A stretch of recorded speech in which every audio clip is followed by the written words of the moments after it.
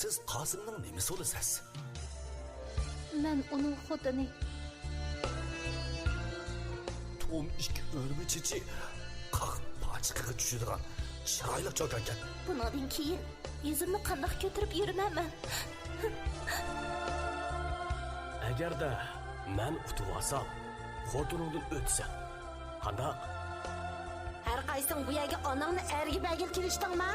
Seyit begi menga igichi singlig'ini opirib so'labdi. Men hargiz bormayman. Xotinimni o'zimga qo'yinchi nima qil? Unda qilma. Vay shimg'ida va og'zingni bir tepma beka. Hozirga kelgicha Qosim oxundan boshqa arzatiga ko'nglimning peshini tutqizib baxmadim. Bechora nafasim qopdi.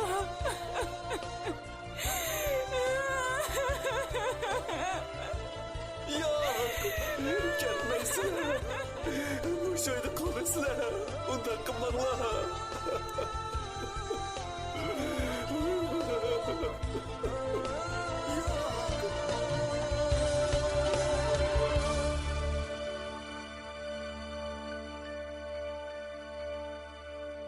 Emarg'a tikilgan xotin. Oyshem Ismoil tabassum. 6-qism.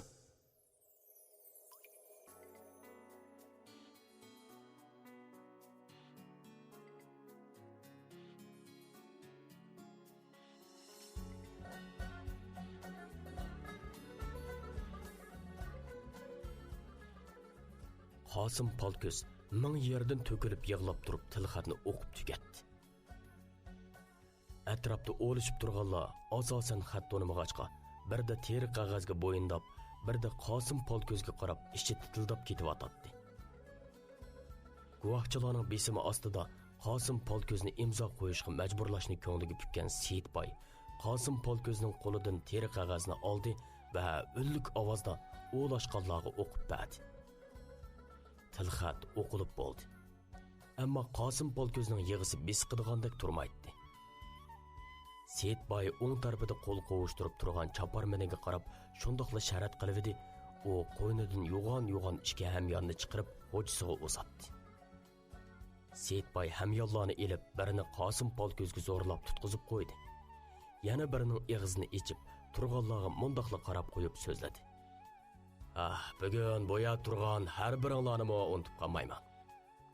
Cho'ng to'y qilib, hammanglarni oshga etay desam, Qosim enimizning yuziga sat bo'lmasin dedim. Shunga mehmon qilgan hisobda har biringlarni 5 kumush tanga bilan tartiqlab turay. Chalisiga keyincha cho'ngroq dasturxon silib olaman. Seyitboy shundoq degenicha chaparmenining yordamlashishi bilan o'lishib turgan har bir aylanga 5 donadan kumush tanga tarqitib berdi. Tanga nasivisidan hatto saroyning mulozimlari va Naman cho'loqning otarman chaparmanlari hisi qolmadi. Seyitboyning guvohchilarning og'zini maylab tayyor bo'lganligini, endi yeni olaman debmi yeni vag'ilib bo'lmaydiganligini, zodi yeni olaman desa obro'y inovatiga qo'shib jonnimi silib beradiganligini tushunib yetgan Qosim Polko'z minglarcha pushaymon bilan teri qog'ozga ismini yozib, titrab, bo'g'ilib turib barmoqini bosdi. Seyitboy, barakalloh, mana erkak, o'g'il bola deb tuqqan onangga obirin deganicha teri qog'ozni qatlab qo'yniga silib-atganda, eshikdan qordab chin qilib Naman cho'loq kirib keldi. Seyitboy tuanki mahalladagi Qosim Polko'z bilan qimor o'ynab, Qambarniso xonimni qimog'iga tikibdi. Natijada Qosim Polko'zmi o'z xotini Zivarniso xonimni qimog'iga tikib, Seyitboyga uttirib yetibdi degan xabar birsi 10 bo'lib, uni yuzga ovib, Seyitboydan burun uning oilasiga yetib keldi. Mahalladagi bekorchi xabarchilar xuddi xabar yetkazganiga in'om beriladigandak, birining kaynidan biri eli Qambarniso xonimning yeniga, eli Oyturo xonimning yeniga qotirishatdi. Oz sondikilari Shahzodam xonimning xos hujrasiga kiradi-yu, dakkisini yeb, salpiyib qaytib chiqatdi. Chunki Shahzodam xonim al hayotida chiqimchilikqa, suxanchilikka shu qadar o'ch ediki, har ishni o'z ko'zi bilan ko'rmasa, hech bo'lmasa isbotini ko'rmasa, hargizmi ishonmaydi. Isbotsiz gap qilgan, eg'izni quloqqa yiqib kus parang qilgan, har ishni o'z egisidan burun talada so'zlab yurganlarni qavatli o'ch ko'ratdi ham qilchi rahim qilmay adibini beratdi. Bugunmi shundoq bo'ldi. Shahzodam xonimning mijozini bilmaganlar odul kirib dakkisini yeb chiqdi.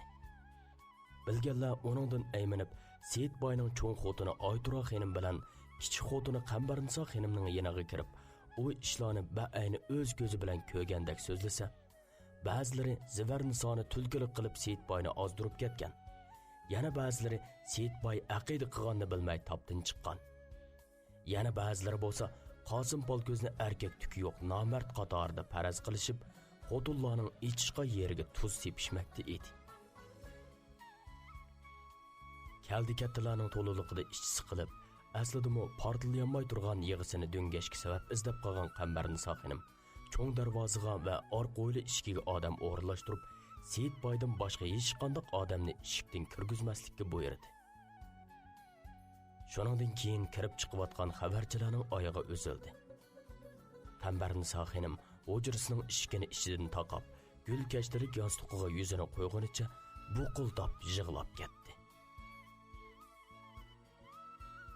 Oytura xonim bilan Qambarniso xonimning hujrasini birla dahliz ayirib turadi.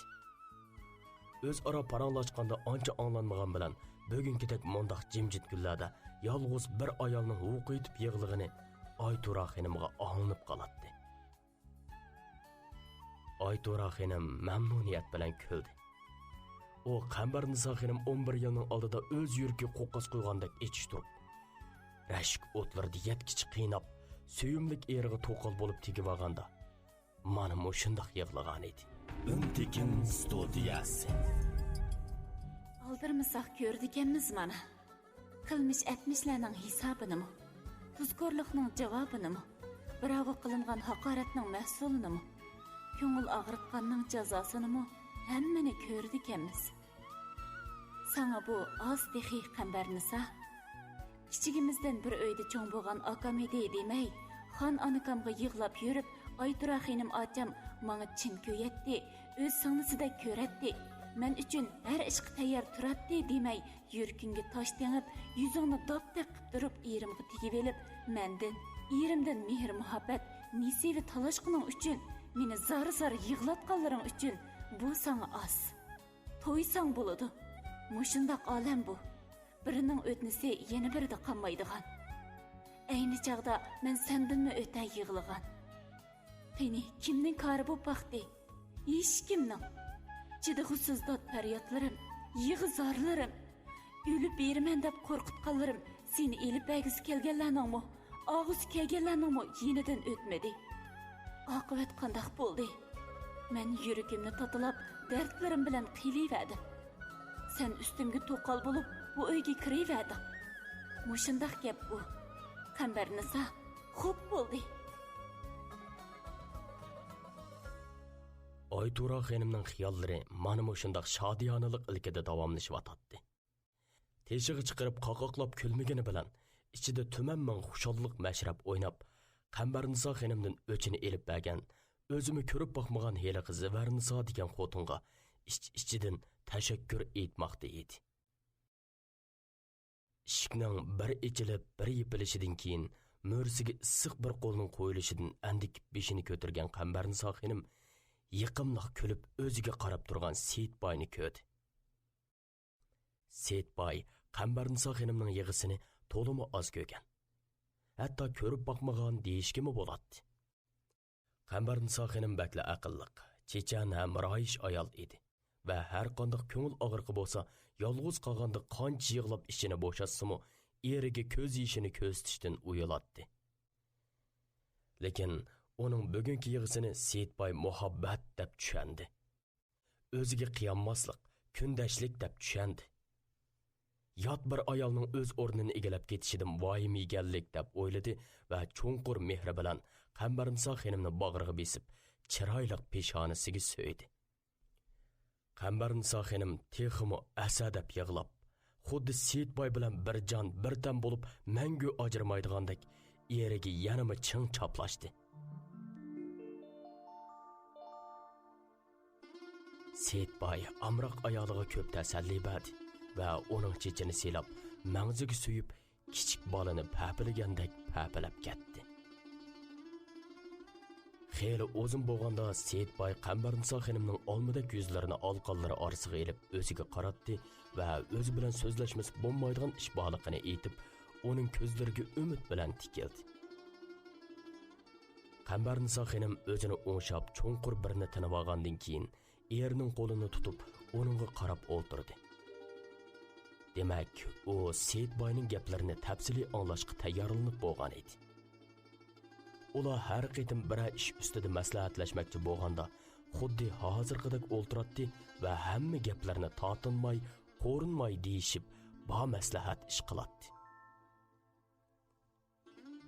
Seyitboy Qosim Polko'zga aloqador ishlarni uning dadisi Jaloliddin xo'ja zamonidan boshlab so'zlab, hozirgi oila ahvoli, Zivarnisoning qandoq sharoitda yashayotganligi, yorti polish bo'lib yotgan mo'may, 2 yoshdan oshgan bola haqida tafsili bayon qildi. Ondan Namancho'liqning eshigi oldida tasodifiy anglab qolganlarini so'zlab kelib, Namancho'liqning qandoq odam ekanligini sizga ilgirmo ko'p aytib bergan edim. Uni deb boy erining mol-mulkini o'g'irlab, yurtini, ota-onasini tashlab qochib chiqqan xotinini nima kunlarda qiynaganligi, üstülab xotin elib, xotin qo'yib berib, texa ahli mahallaning ko'z ichida fohisha o'ynab yurganlardan sizning xabaringiz bor. Agar Zivarnisoni Namancho'liq qutib olsa, u bechoraga nisbatan birdan qutulib, yo'lvosga tutilgandek ish bo'ladi. Qosim Polko'zni qama yo'lidan yondirg'ili bo'lmagan ekan. Uning oilasidagilarni bo'lsa-mu qutqizib olaylik. Onu bu uyga akalsak, hech nima o'zgarib qolmaydi. Sizni yanada ilgirikdek yaxshi ko'raverman. Faqat bir jon ko'paydi xolos. Ammo ota-onasi yo'q. Aqllari qaramagan yolg'iz bechora ekan. Taqdiri sizninki bilan o'xshash ham yuvosh ayolgan. Qarab turib xalqning qo'lida xorinib qolishiga ko'nglim o'nimadi. Oyturoning qo'shilmay saronlik qiladiganligi ko'nglimga ayon. Lekin sizni meni tushunadi, qo'llaydi deb o'ylayman. Hamda onamga kelsak. Anam azaldan men qaro qilgan ishni qarish turib yerib boqqan emas. Hozir faqat sizning bir ig'izli gapingizga qarashliqman. Deb gapini tugatdi hamda oppoq konvoy ko'ynikining ustidan kiyib olgan kulrang sarji penjikining qo'yin yonchuqidan Qosim Polko'z bilan putum qilgan tilxatni chiqarib Qambarniso xonimning qo'liga tutqizdi. Gapni hajab chiroyli qiladi ekanlar. U ayolning usulimi bo'pti. Olaman deysilmi ma'qul. Lekin meni qamarga tikib yurganlarni emas-si. Bundan keyin yuzimni qandoq ko'tarib yuraman? Qambar oyim, yuragimning parisiz. Buning sababi bor. Shu chaqda qimog'i sizni tikiman demasam, Qosim Polko'z Zivarnisoni tikili uni aytdimi? Unamaydi. Qancha ko'p mol dunyo tikiman desammi, hargiz uni tikili unamaydi. Ammo Namancho'liq u johil mijozida har amallarni qiladiki, Zivarnisoga ega bo'lmay qo'ymaydi. Shuna mushu usulni o'ylab topdim. Uning ustiga qamoqda turli yelimikir pantlar bor. Buni Namancho'liq o'zi menga o'rgatgan. Mendak ig'ir besiq, qo'li sal ishlab qolgan odam tafsili o'rganib, gezi kelsa o'rganib qo'yganini ishlatgani bilan Qosim Polko'zga o'xshash qamoq xumori qul bo'lib ketgan, mol dunyoga dum tushgan oldiroqsan odamlar qamlashtirolmaydi. Men sizni qamoqqa tikiman degan chaqda buning yo'lini qilib qo'ygan. Utsammo utatdim, utmasammo utatdim. Agar u pantlar ishlamay qilib o'tirib yetib qolsa-chi? Hargiz undoq bo'lmaydi. Agar tasodifan shundoq bo'lib qoldi deyilgandimi, butun xonim-xonimdan, butun egiligimdan, hatto jinimdan ketsam kechatdimki, sizni hargizmi u pal ko'zga tutqizmaydi. Үнтекин студиясы.